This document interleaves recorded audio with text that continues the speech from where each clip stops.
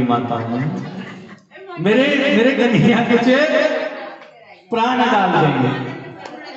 तो बोलिए माता की बिहारी लाल की, नंद के लाल की, राधा रानी अलवेली सरकार की। चलो अभी बात बनी नहीं वैसे। और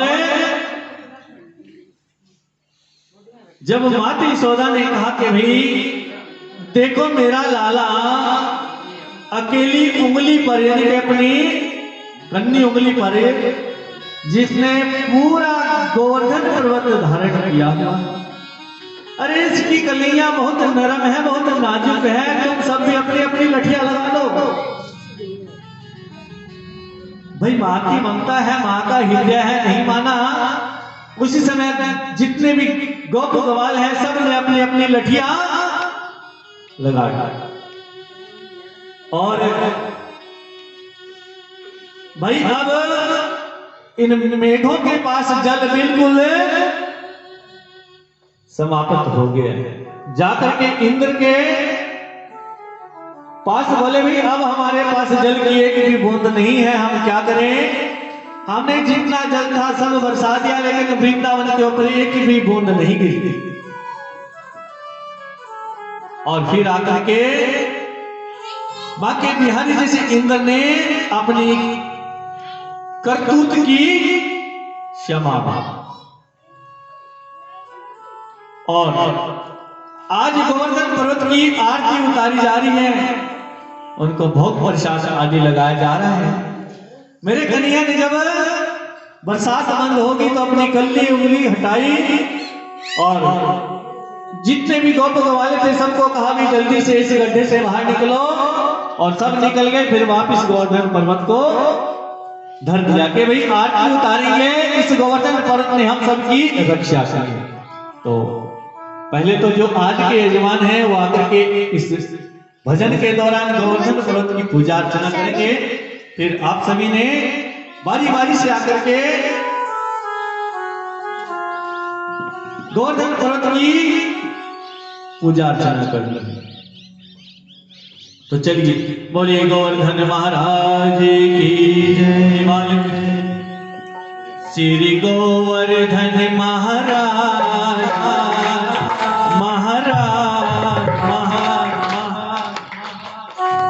तेरे माथे मुकुट विराज रहे हो। गोवर्धन महाराज महाराज तेरे माथे मुकुट विराज रहे हो। श्री गोवर्धन महाराज महाराज तेरे माथे मुकुट विराज रहे हो। श्री गोवर्धन महाराज महाराज तेरे माथे मुकुट विराज रहे हो।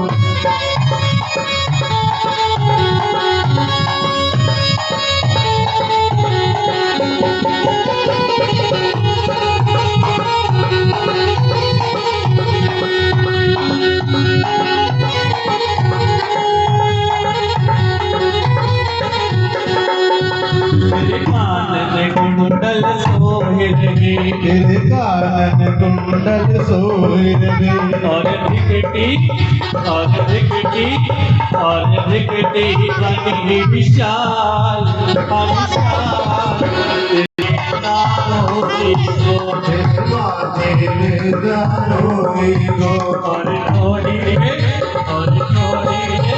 और थोड़ी तेरे माथे मुकुट विराज रहे हो। श्री गोवर्धन महाराज महाराज तेरे माथे मुकुट विराज रहे हो।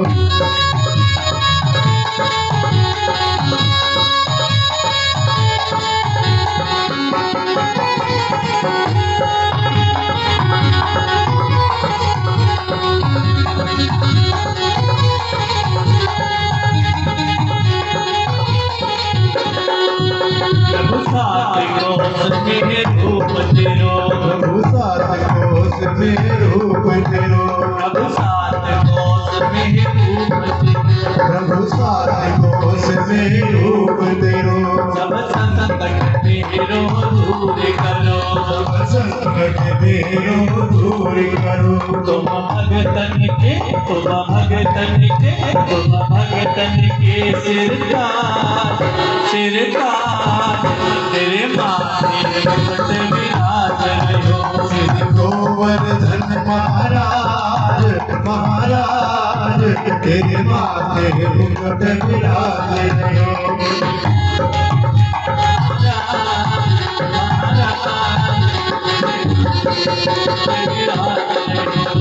गोवर्धन महाराज महाराज तेरे माथे मुकुट विराज रहो। तेरे माथे मुकुट विराज रहो। तेरे माथे मुकुट विराज रहो। तेरे माथे मुकुट विराज रहो। तेरे माथे मुकुट विराज रहो। तेरी सरकार की जय।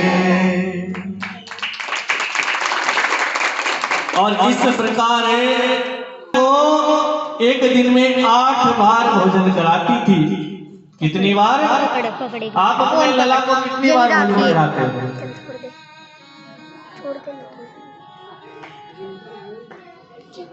और माता यशोदा एक दिन में 8 बार उस कन्या को भोजन कराती थी।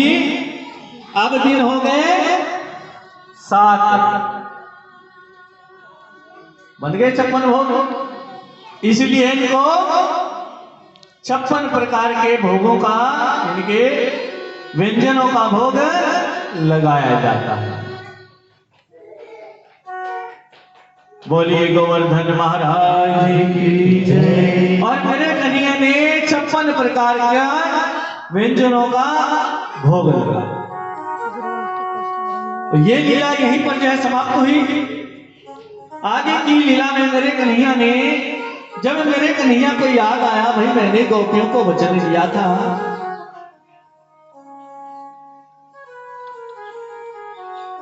शरद ऋतु आ चुकी है, कार्तिक मास की पूर्णिमा आ चुकी है,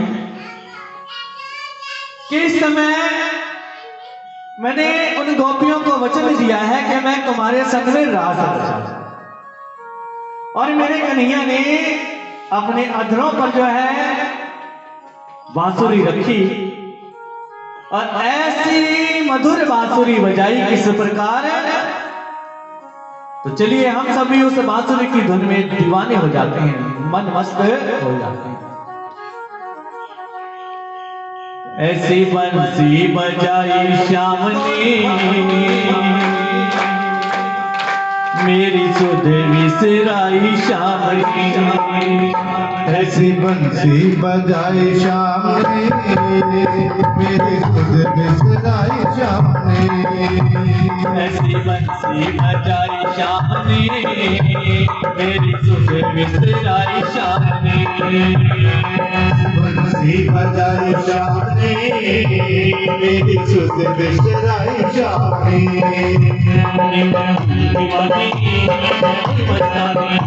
मैं हुई दीवानी मैं हुई मस्तानी।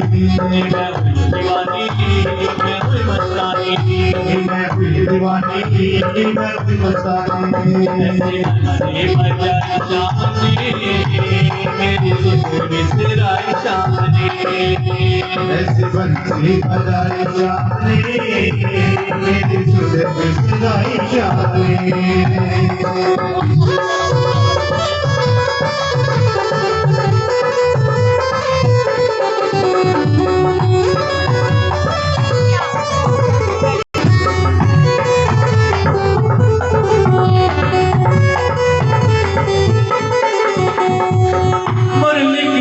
जब पड़ी कानन में नींद आई श्याम मेरे नैनन में। नींद आई श्याम मेरे नैनन में। नींद आई श्याम मेरे नैनन में। मेरी निया बुलाई श्याम ने मेरी सुध विसराई श्याम ने। ऐसी बंसी बजाई श्याम ने मेरी सुध विसराई श्याम ने।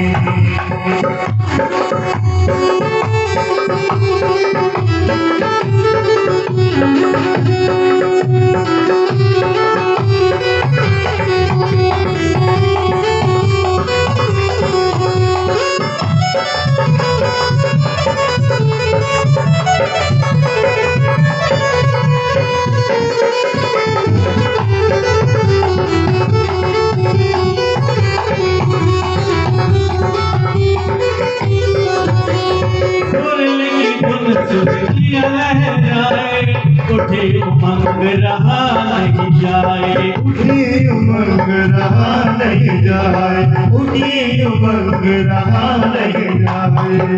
ऐसी मस्ती, ऐसी मस्ती, ऐसी मस्ती चढ़ाई चाहने, मेरे सुध बिसराई चाहने। ऐसी मस्ती बजाई जाने, मेरी सुध बिसराई जाने।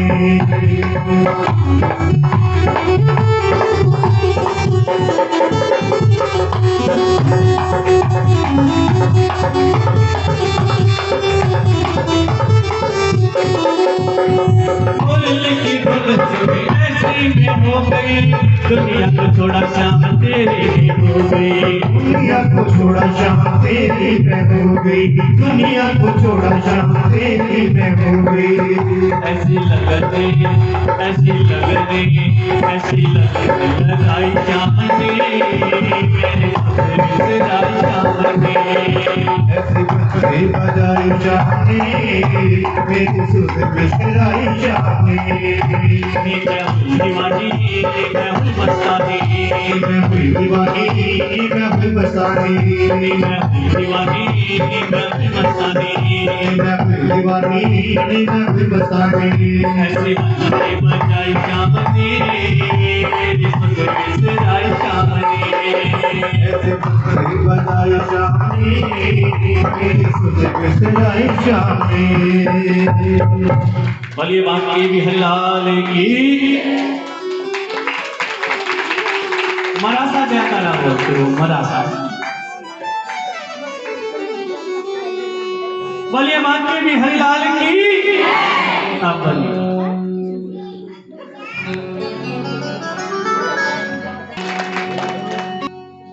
हमारा विजय भाई भी और ये भी।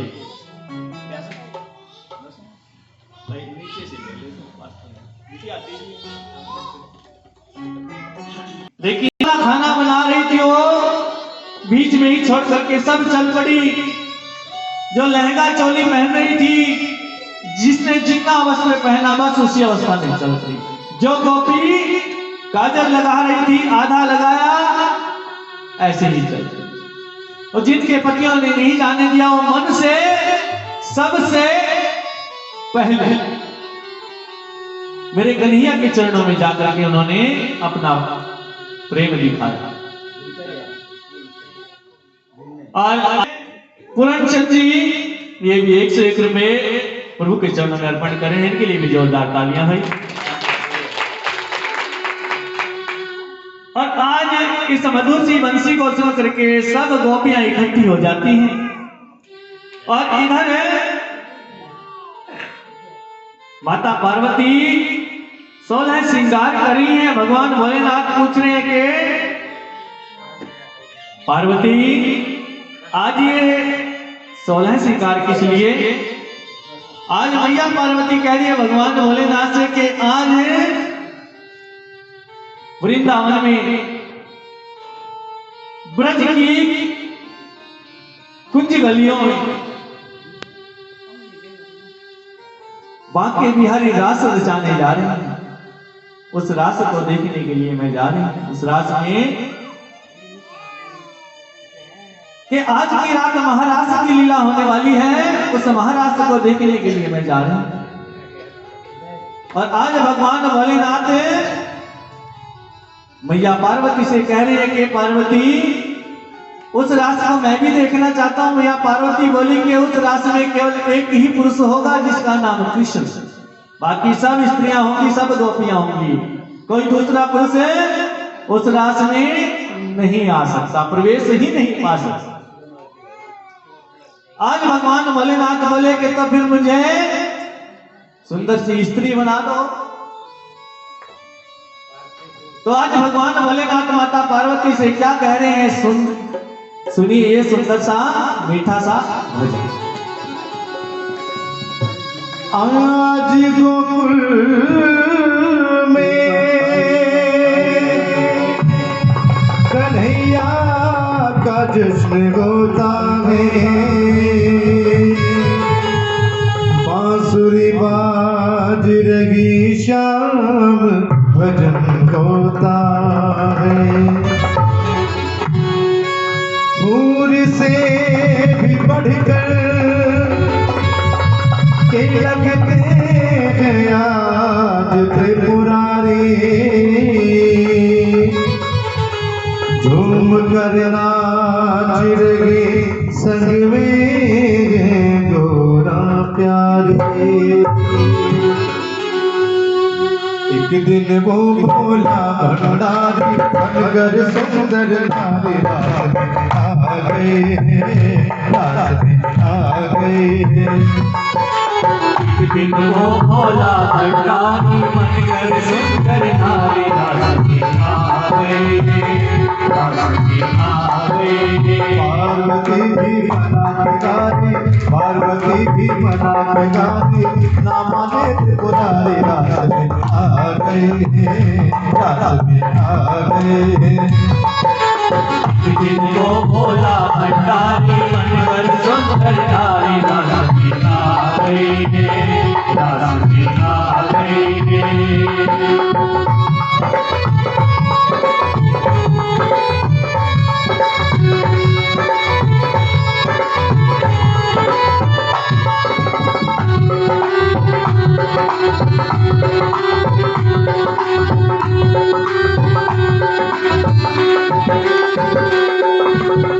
मेरे भोले स्वामी कैसे ले जाऊं तो तेरा से मेरे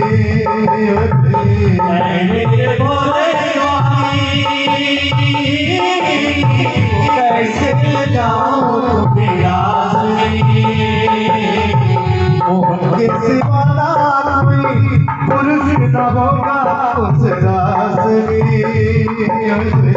मोहन के सिवा कोई पुरुष न होगा उस रास में।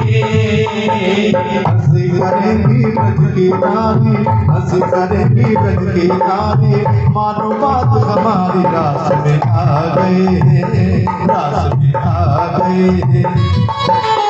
एक दिन वो भोला भंडारी बनकर सुंदर नारी रास में आ गए, रास में आ गए।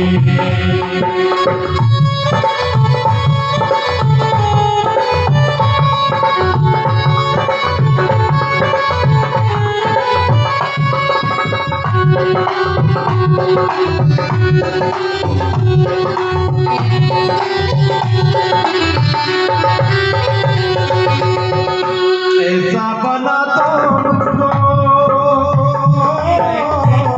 कोई न जाने इस राज को,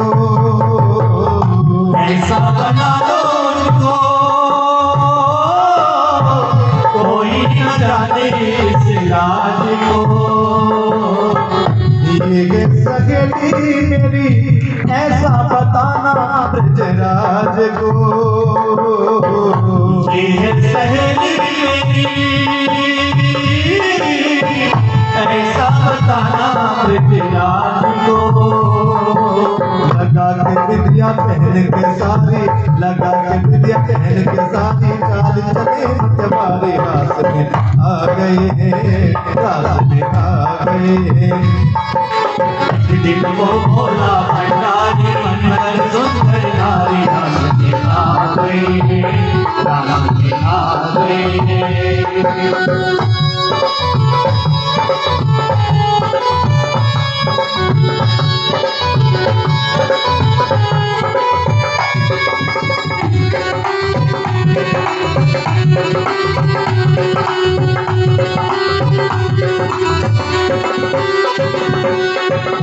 देखा मुगल जबकि समझ गए वो सारी बात रे। देखा मोहन ने जबरी समझ गए वो सारी बातें। ऐसी बजाई बंसी सुध बुध भूले भोलानाथ रे। ऐसी बजाई बंसी सुध बुध भूले भोलानाथ रे।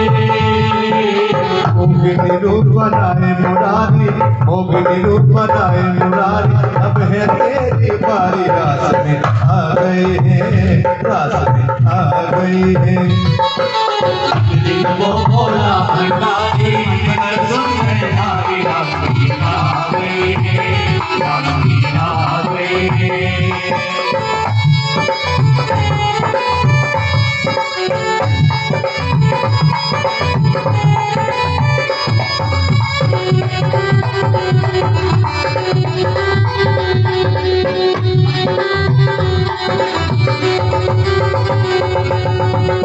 देखा मोगन चपके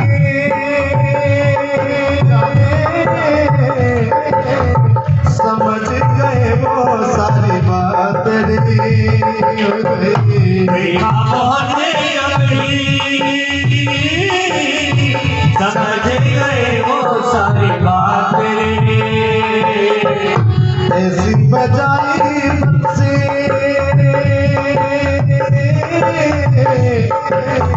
शुद्ध बुद्धि भूले भोलानाथ रे। ऐसी बजाई बंसी शुद्ध बुद्धि भूले भोलानाथ रे। सर से सरक गई जब सारी, सर से सरक गई जब सारी, मुस्काए बन मारी रास में आ गए हैं, रास में आ गए हैं। जिनको भोला भंडारी मगर सुंदर नारी रास में आ गए हैं, रास में आ गए हैं। पार्वती भी बना के गाती, पार्वती भी बना के गाती, मामा ने पुरारी रास में आ गए हैं, रास में आ गए हैं।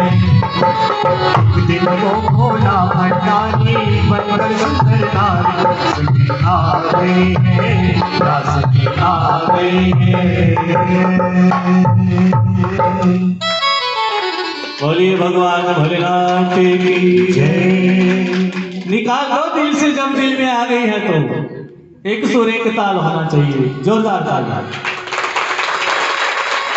मन की बात को मन में रखोगी तो मन के ऊपर बोझ हो जाएगा। बोलिए बाकी की हरियाली की प्रकार है। भगवान भोलेनाथ उस महाराज की लीला को देखने के लिए जाते हैं, सुंदर सी स्त्री का रूप धारण करके। और इधर महाराज की लीला संपूर्ण होती है। और महाराज की लीला संपूर्ण होने के बाद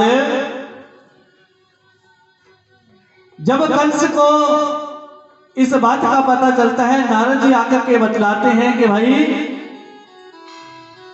कंस, जिस बालक को तू मारने के लिए इतना उतावला है वो बालक पता है कौन है? वो बालक देवकी का ही पुत्र है जिसका नाम कृष्ण है। और यही नहीं, जिस बालक ने रोहिणी के गर्भ से जन्म लिया है वो भी देवकी का ही पुत्र है। तुझे मालूम है 7वां गर्भ खंडित होने का समाचार मिला था तुझे? वो 7वां गर्भ खंडित नहीं हुआ था, वो योग माया ने देवकी के गर्भ से उसको रोहिणी के गर्भ में पहुंचा दिया। ये बालक भी और ये भी, ये दोनों ही देवकी के ही बेटे हैं। जब इस बात का पता चला, कंस अपनी मियान से उसी समय तलवार निकाली, नारद जी के सामने ही वसुदेव और देवकी को मारने के लिए दौड़ा। नारद जी बोले अब पछताए क्या हो, तो जब चिड़िया चुग गई खेत कि अब उन्हें मारने से कोई लाभ नहीं होने वाला, तेरी मृत्यु निकट है, अपनी मृत्यु का बचाव कर। नारद जी का काम तो आप सबको मालूम ही है, दोबारा से फिर लगा गए, बुझाने वाला उसको बुझाता रहे और ऐसा कार्य करके वापिस अपने ब्रह्मलोक को चले। और इधर आज कंस ने पहले तो केसी नाम के दैत्य को भेजा, उसका भी गोविंदाय नमो नमः हो गया। अब जो है वृषासुर को भेजता है, वृषासुर बैल बन करके आता है, जहां पर राधा रानी उसकी सखियां गोप गवाले कृष्ण खेल रहे हैं। बैल बन करके आता है, क्रोधित होकर के सबको भय दिखला रहा है। कभी किसी को मारने के लिए दौड़े, कभी किसी को मारने के लिए दौड़े। बलराम ने कहा कन्हैया समझ गया, और कन्हैया ने इशारों में कहा कि हाँ समझ गया। उसी समय उसके दोनों पैरों को पकड़ करके इतना घुमाया और झट से पृथ्वी पर पटका, उसके प्राण पखेरु हो गए। उसका गोविंदाय नमो नमः। बोले बांके बिहारी लाल की जय। और आज प्यारी राधा रानी बोली कि कृष्ण ये तुमने क्या किया, एक बैल का वध कर दिया। कृष्ण बोले राधिका ये बैल नहीं था, ये वृषासुर नाम का असुर था, जो राजा कंस ने मुझे मारने के लिए भेजा हुआ था। भले ही एक असुर था, लेकिन था तो बैल का रूप। इसको मारने से अब तुम्हें दोष लग गया है, पाप लग गया है। अच्छा, तो राधा रानी से पाप का निवारण ही बता दे। राधा रानी बोली जितने भी तीर्थ हैं उन तीर्थों में जाकर के तुम्हें स्नान करना पड़ेगा कन्हैया, जब इस पाप का दोष हटेगा। अच्छा, कन्हैया बोले यदि सारे तीर्थ यहीं आ जाए तब। और मेरे कन्हैया ने जैसे ही बांसुरी बजाई, जितने भी तीर्थ हैं सब काशी, गोदावरी, गया, प्रयागराज, कुरुक्षेत्र, गंगा, यमुना, सरस्वती सब वहीं पर प्रकट हो गए। और मेरे कन्हैया ने कहा मैंने अपना काम कर दिया, अब तुम अपना काम करो। उसी समय उन्होंने दो कुंड तैयार किए, एक कुंड का नाम राधा और एक कुंड का नाम कृष्ण। उन दोनों में सबने अपने अपने तीर्थ का जल भर दिया और फिर विदाई ली। और उस तीर्थ के जल में मेरे कन्हैया ने डुबकी लगाई और बोले राधा से लो, अब मैं दोष मुक्त हो गया, पाप मुक्त हो गया। राधा ने भी उस कुंड में जो है डुबकी लगाई और आशीर्वाद दिया। आज के बाद जो प्राणी इन दोनों कुंडों में डुबकी लगाएगा, स्नान कराएगा मन कर्म वचन से, उसके जितने भी पुण्य हैं वो सारे उदय हो जाएंगे और जितने भी उसके कष्ट हैं सब मिट जाएंगे, जितने भी उसके पाप हैं वो सब मिट जाएंगे। बोलिए बांके बिहारी लाल की जय। और जब राजा कंस ने वृषासुर की मृत्यु का समाचार सुना, उसी समय वसुदेव और देवकी को दोबारा से फिर कैद खाने में डाला। और आज अक्रूर जी को एक योजना बना करके कि अक्रूर जी मैं एक योजना मैंने बनाई है, अपने मंत्रियों सहित मंत्र गणा की है हमने कि हम एक बहुत बड़े धनुष यज्ञ का आयोजन करने जा रहे हैं। उस यज्ञ में हम उस बलराम और कृष्ण को बुलाते हैं, गोप वालों को बुलाते हैं, नंद बाबा को बुलाते हैं, सबको बुलाते हैं, क्योंकि अकेले तो वो आने वाले हैं नहीं। जब उनके संग में वो आएंगे तो हम भी, हमारे पास बड़े बड़े योद्धा हैं, चाणूर मुष्टिक आदि बड़े बड़े पहलवान हैं, उनसे जो है मल्ल युद्ध कराएंगे और उस मल्ल युद्ध में जितने भी हमारे पहलवान हैं उनको मसल करके मारेंगे। और इस प्रकार अक्रूर जी को जो है समझा बुझा करके वृंदावन में भेजा गया। और आज अक्रूर जी ने जाकर के सारी बात बतलाई नंद बाबा को। कृष्ण को और बलराम को मारने की बात नहीं बतलाई, ये बताया कि राजा कंस ने एक बहुत बड़े धनुष यज्ञ का आयोजन किया हुआ है, उस यज्ञ में आप सबको निमंत्रण। और रात्रि का भोजन करने के बाद बलराम कृष्ण को अकेले में ले गए, उनको सारी बात बतलाई कि कंस ने तुम्हें मारने का प्रबंध कर दिया। बाकी बिहारी बोले कि काका आपने ये बात हमारे को बताई और किसी के सामने मत रखना इस बात को। और रात्रि में ही मनादी करवा दी गई नंद बाबा के हाथों। नंद बाबा ने पूरे गांव में जो है मनादी वाली के हाथों मनादी करा दी कि भाई कल सवेरे अपने अपने छकड़ों पर दूध घी माखन की मटकियां रख लो। हम सब ने जो है कंस राजा कंस से जो है भेंट करने के लिए मथुरा जाना है, उन्होंने बुलाया। जितने भी गोप ग्वाले हैं सबने रात्रि में ही तैयारी कर ली। अगले दिन अक्रूर जी के रथ पर बालक कृष्ण और बलराम और सब अब अपने जो साधनों पर चलते बने। रास्ते में राधा रानी और उनकी सखियों ने कृष्ण का रथ रोक लिया। कृष्ण से बोली, कृष्ण भाई हमें छोड़कर किस दिशा की ओर जा रहे हैं? कृष्ण ने आज राधा रानी को सारी बात समझाई कि मैं अपना कार्य करके बस कुछ ही दिनों में वापस लौट आऊंगा।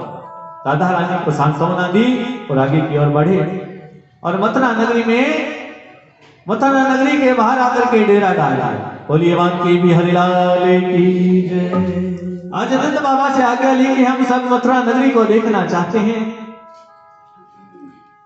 बालक कृष्ण, बालक बलराम, अन्य गोप ग्वाले सब मिलकर के मथुरा नगरी को देखने के लिए गए।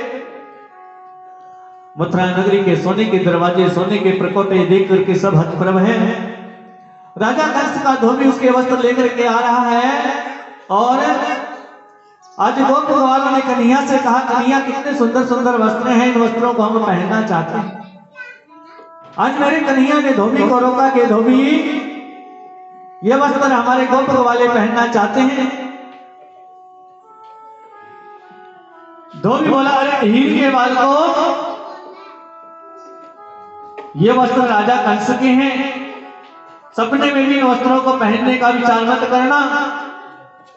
यदि राजा कंस को पता लग गया तो तुम्हें मृत्यु दंड देंगे।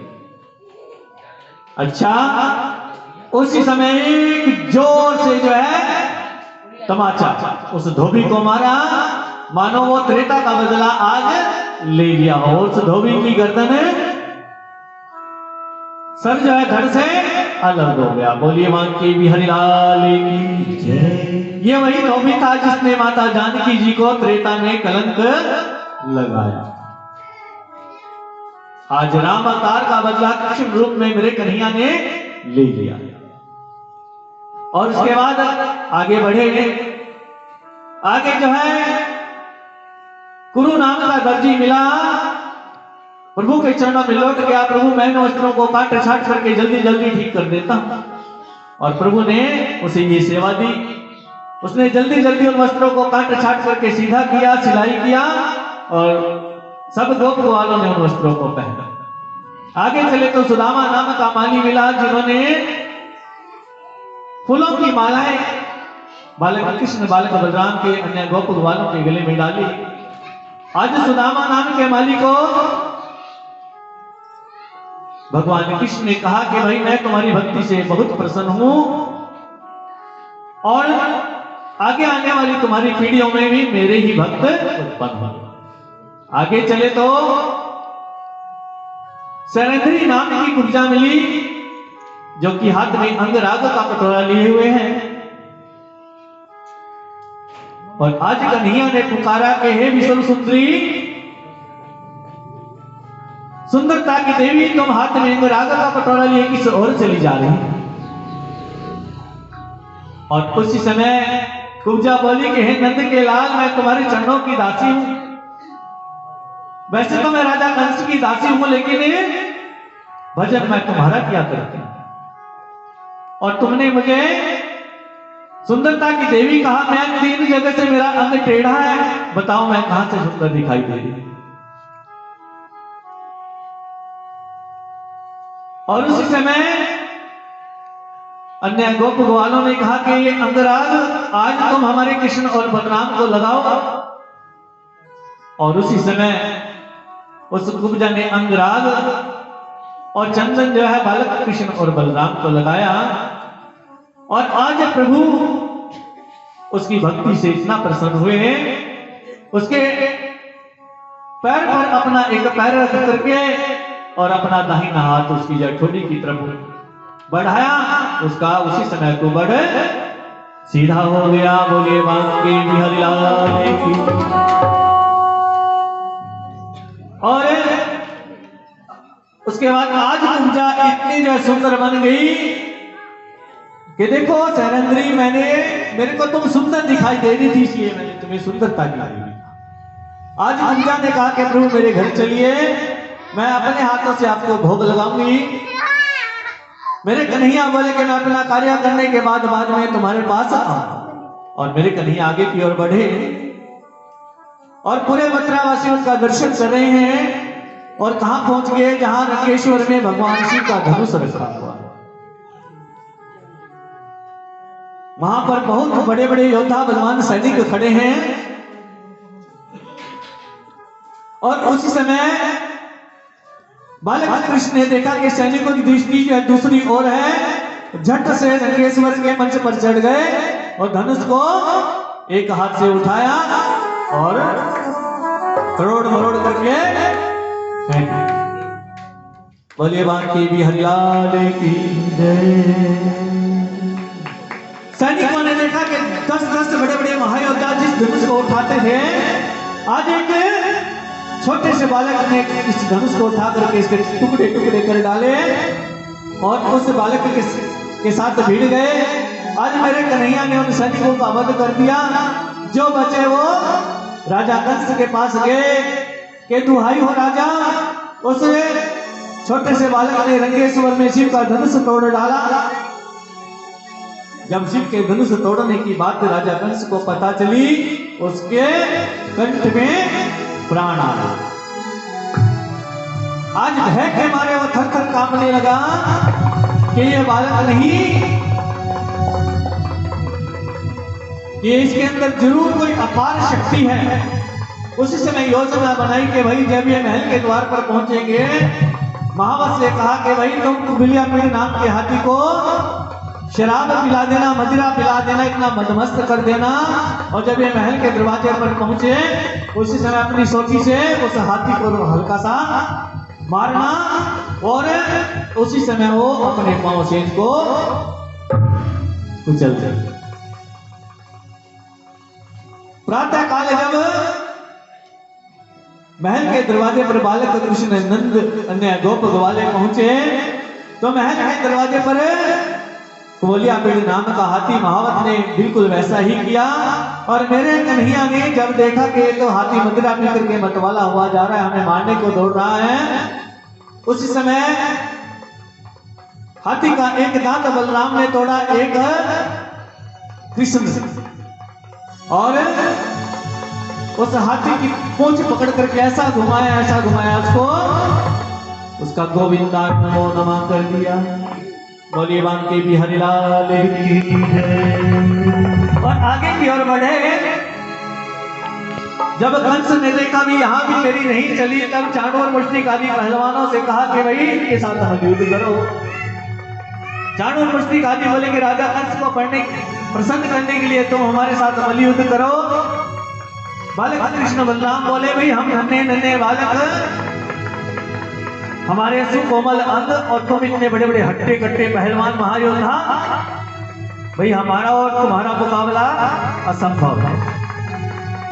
चाणूर मुष्टिक आदि पहलवान बोले अरे तुमने इतने बड़े बड़े राक्षसों का विनाश कर दिया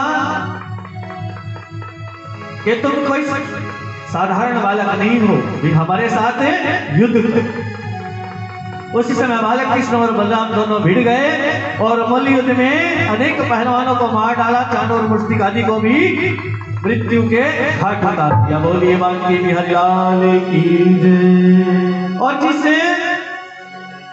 सिंहासन पर राजा कंस बैठा हुआ था, मेरे कृष्ण ने जोर से जो छलांग लगाई, वहां तक पहुंचे, उसका कॉलर पकड़ा, एक जोर से घूसा मारा, उसको तुरंत जो पृथ्वी पर लेटाया, अपना एक पैर उसकी छाती पर और दोनों हाथों से उसका गला दबाते उसके प्राण निकाल दिए। बोलिए बांके बिहारी लाल की जय।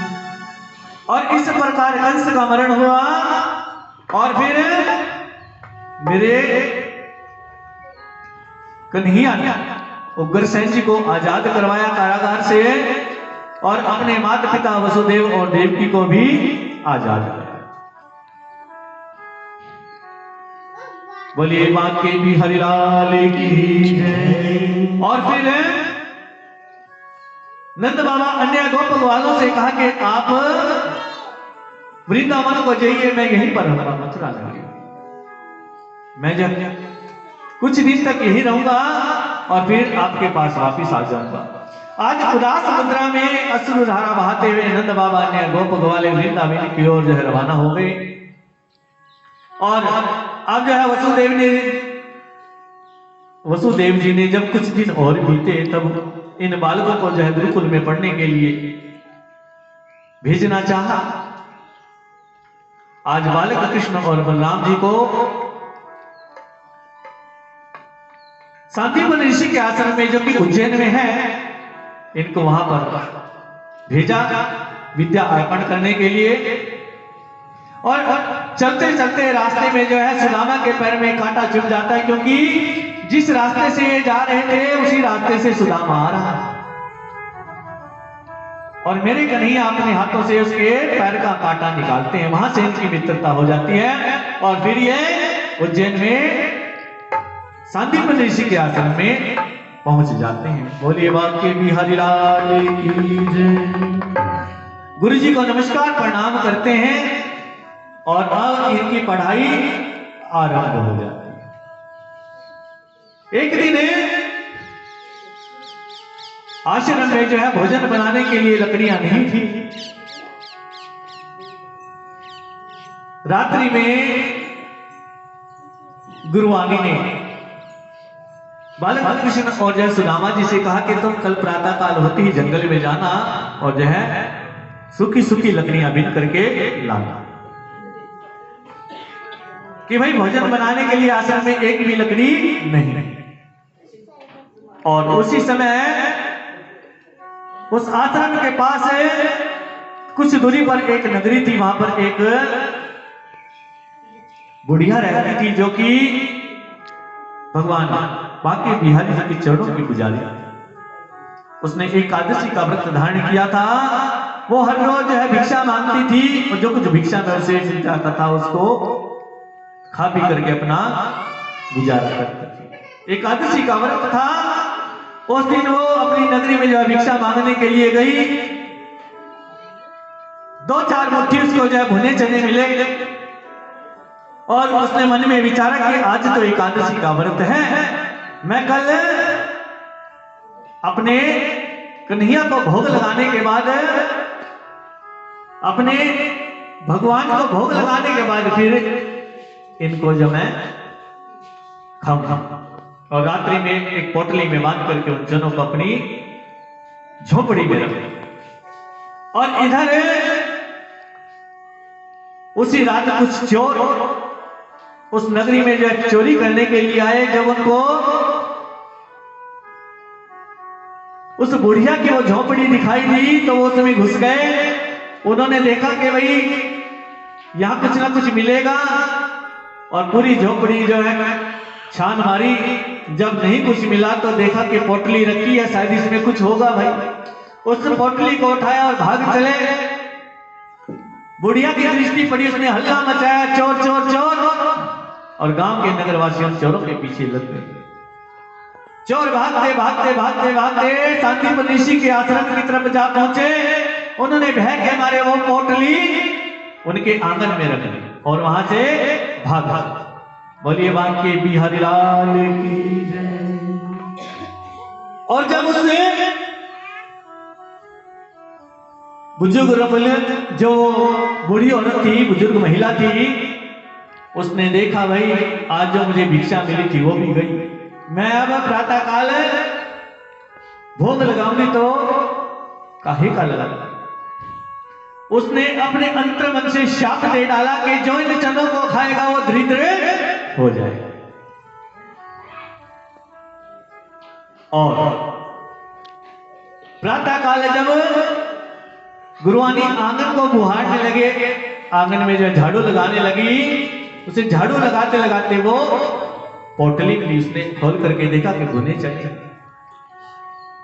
और उस पोटली को सुदामा और कृष्ण को देते हुए बोली कि भाई आश्रम में तो कुछ खाने के लिए है नहीं, ये कुछ भुने चने हैं, तुम दोनों मिलकर के बांट करके खा लेना जब तुम्हें भूख लगे। और दोनों बालक जंगल में जो है लकड़ियां बीनने के लिए चले आए। नीचे देखा तो भाई सूखी लकड़ी एक भी नहीं मिली। कृष्ण ने जो है सुदामा से कहा, सुदामा मैं ऊपर चढ़ करके लकड़ियां तोड़ता हूं, सूखी सूखी तुम, मैं उनको ऊपर से नीचे गिराऊंगा, तुम उनको बीनना इकट्ठा करना। सर्दी का मौसम था, इधर मेरे कन्हैया ने ऊपर से जो है लकड़ियां तोड़नी आरंभ की, बहुत देर हो गई, और इधर सुदामा को भूख लगी। सुदामा ने चुपचाप थोड़े से चने निकाले और खाने लगे। कटर कटर की आवाज हुई, दांत खटखटाने की आवाज हुई। कन्हैया ने कहा, सुदामा क्या अकेले अकेले चने खा रहे हो? सुदामा ने झूठ बोला, नहीं कृष्ण, मैं बोला तुम्हारे बगैर कैसे चने खा सकता हूं, सर्दी के कारण मेरे दांत कटकटा रहा। अच्छा भाई कोई बात नहीं। और फिर दोबारा से भूख लगी तो दोबारा से धीरे धीरे करके वो सारे चने चट कर गए सुदामा।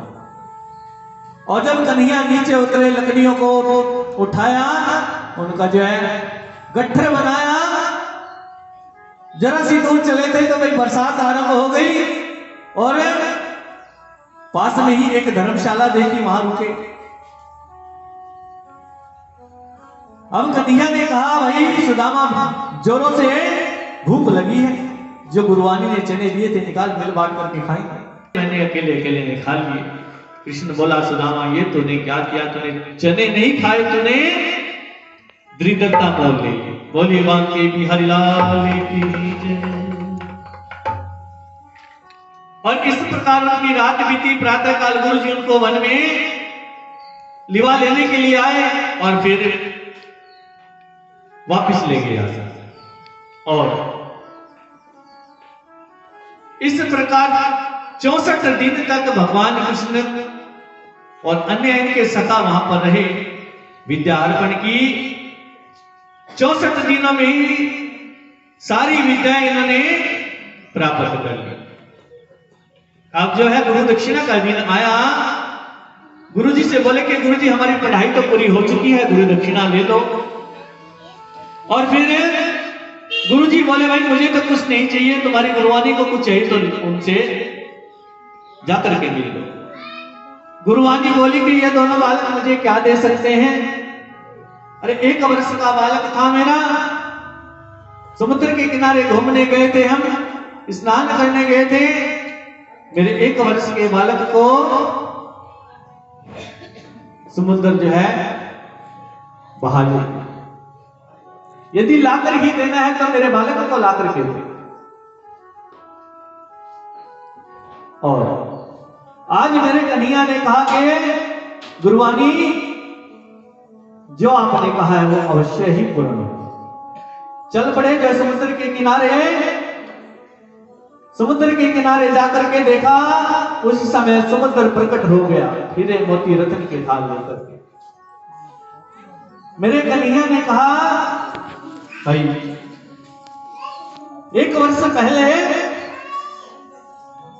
मेरे गुरुजी अपने परिवार के साथ यहां आए थे स्नान करने के लिए, तुमने उनके बालक को जल में डुबो दिया। समुद्र बोला, नहीं प्रभु, मैंने नहीं डुबाया। हो सकता है मेरे गर्भ में पांचजन्य नाम का असुर रहता है, शायद उसने उसको अपने जल में डुबो दिया। और उसी समय मेरे प्रभु भगवान कृष्ण जो है समुद्र के गर्भ में गए, पांचजन्य को मृत्यु के घाट उतारा, लेकिन वहां भी नहीं मिला बालक। उस समय पांचजन्य नामक शंख लेकर के यमपुरी को गए, वहां पर जाकर के शंख की ध्वनि को बजाया और यमराज तुरंत हाथ जोड़ करके इनके सामने प्रकट हो गए।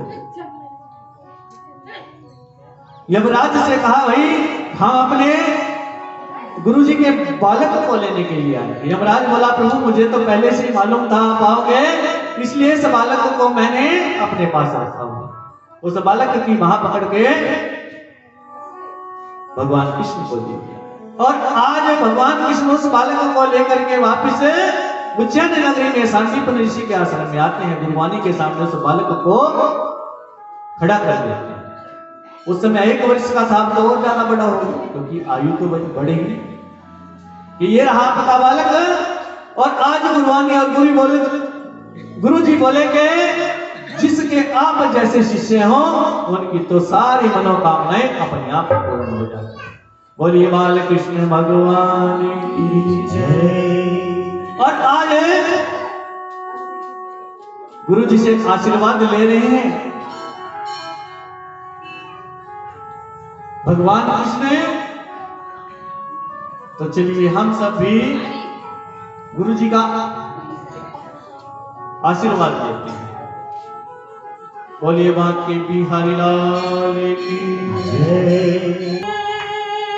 वरदान देते हैं सतगुरु, वरदान देते हैं सतगुरु, वरदान देते हैं सतगुरु, वरदान देते हैं भक्तों को ज्ञान, भक्तों को ज्ञान, भक्तों को ज्ञान देते हैं सतगुरु, वरदान देते हैं सतगुरु, वरदान देते हैं भक्तों को ज्ञान, वरदान देते हैं सतगुरु, वरदान देते हैं।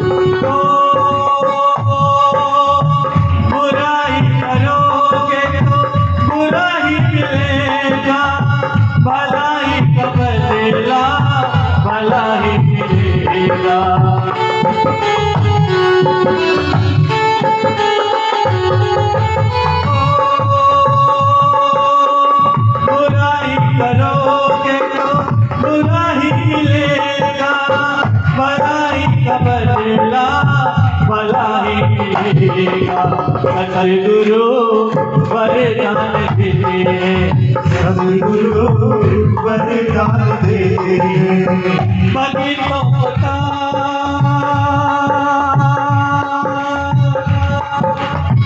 भक्तों को भक्तों को तार देते हैं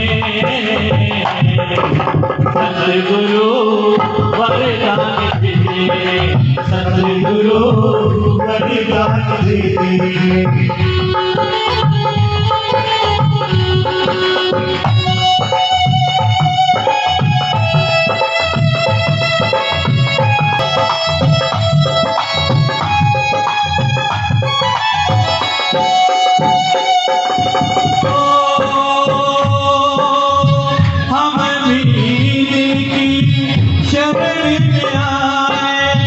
नसीब हमारा जो प्यारे कपाए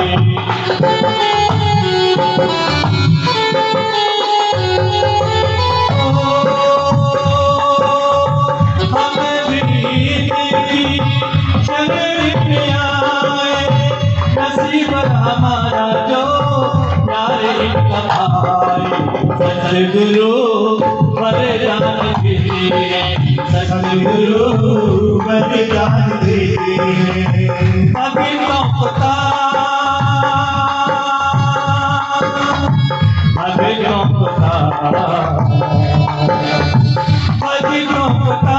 देते हैं, सतगुरु वरदान देते हैं, सतगुरु वरदान देते हैं, सतगुरु वरदान देते हैं।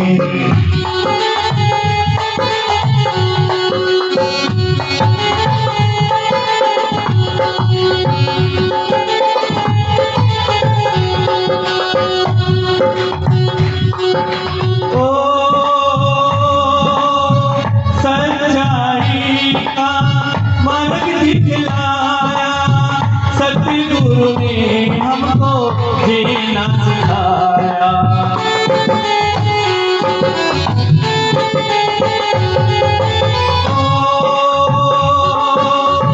सच्चाई का मार्ग दिखलाया, सतगुरु ने हमको जीना सिखाया। नई पहचान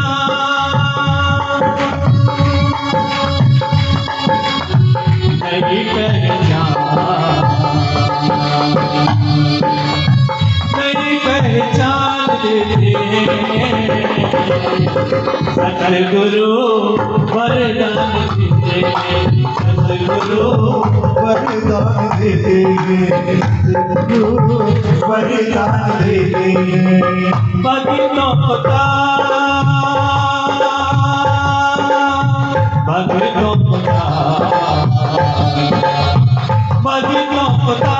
देते हैं, सतगुरु वरदान देते हैं, सतगुरु वरदान देते हैं, सतगुरु वरदान देते हैं, सतगुरु वरदान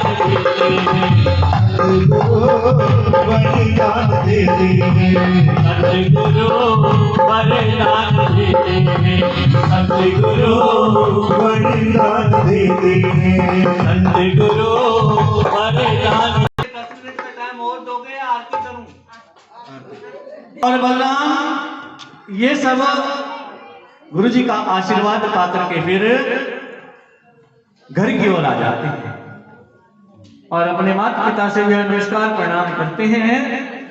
और इधर जो है सुदामा भी अपनी नगरी में वापस, सुदामा जी की नगरी कौन सी है? गुजरात में वापस अपनी नगरी में। और इधर गोपियां आज भगवान कृष्ण की याद में बहुत ज्यादा लालायित है। आज वो अपने अंतरात्मा से भगवान को पुकार रही है कि हे श्याम सुंदर, तुम कहां चले? हमारे मन के चित्त चोर तुम कहां चले गए हैं? श्याम की कोई खबर लाता नहीं,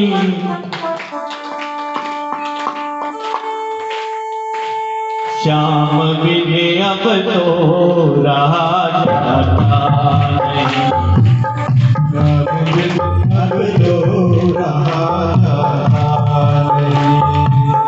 श्याम की कोई खबर लाता नहीं, श्याम की कोई खबर लाता नहीं, श्याम बिने अब तो रहा जाता नहीं, श्याम बिने अब तो रहा जाता नहीं।